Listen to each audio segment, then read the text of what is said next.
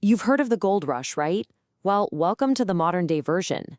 Only this time, the gold isn't buried in some remote mountain. Nope, it's piling up in warehouses all across the country. Today, we're digging into how a whole new breed of entrepreneur is turning what looks like trash into some serious treasure. I mean, really think about that for a second.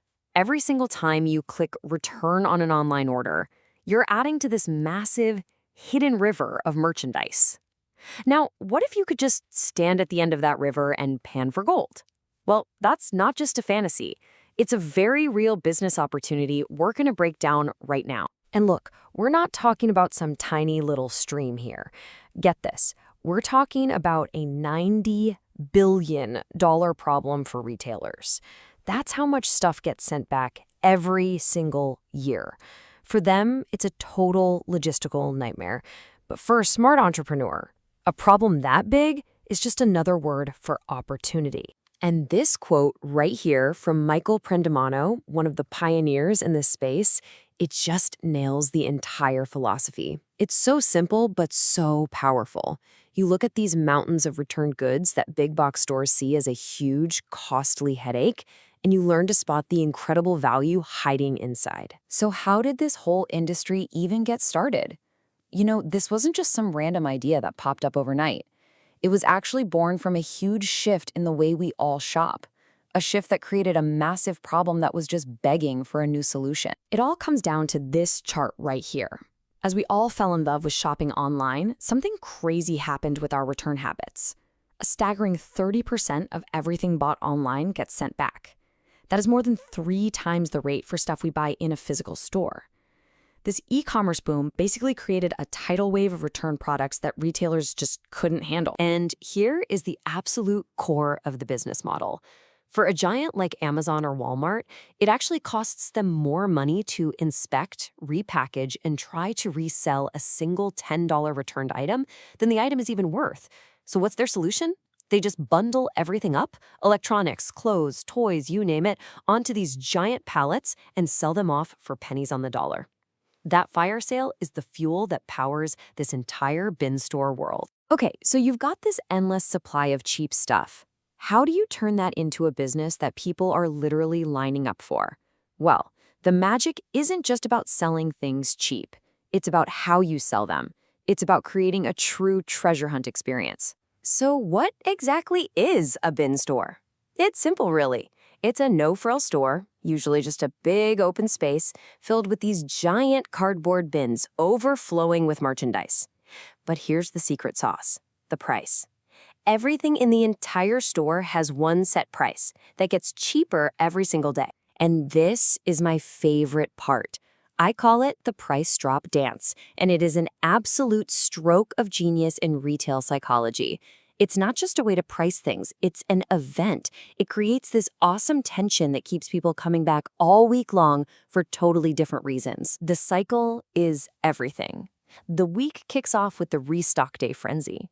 The bins are full of fresh merchandise, and everything might be, say, $10.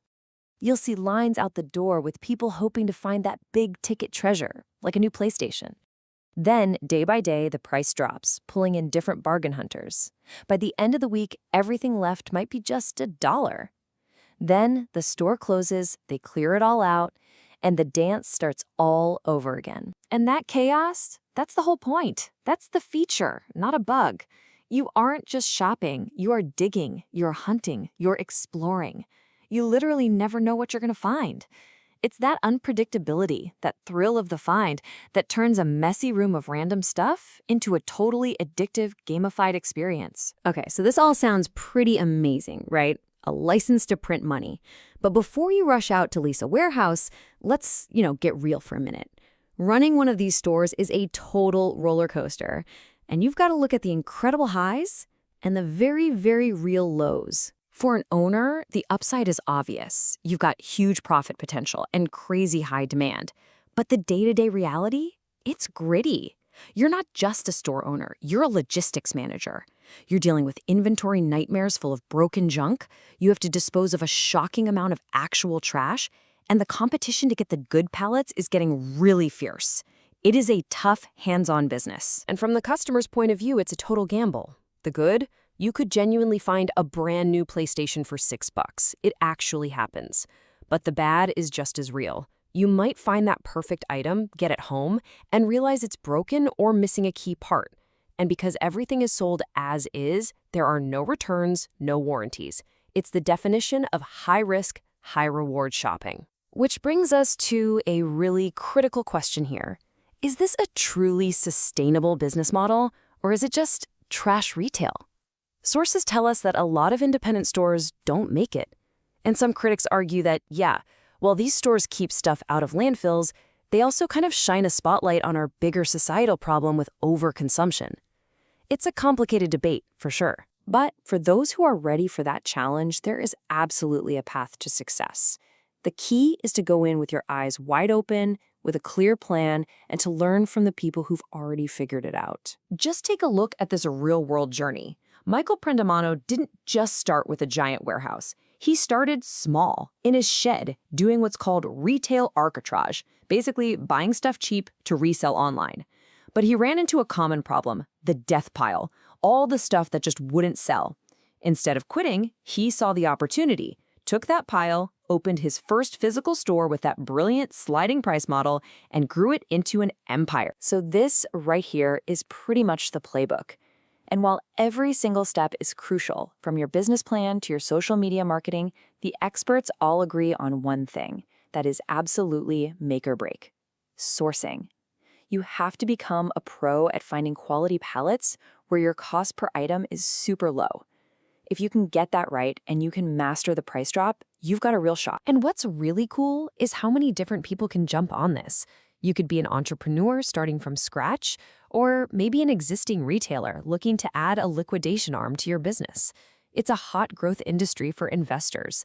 And hey, even if you're just a reseller, these stores are a goldmine for finding cheap inventory to flip online. So when you pull it all together, it's pretty clear this is way more than just a retail fad.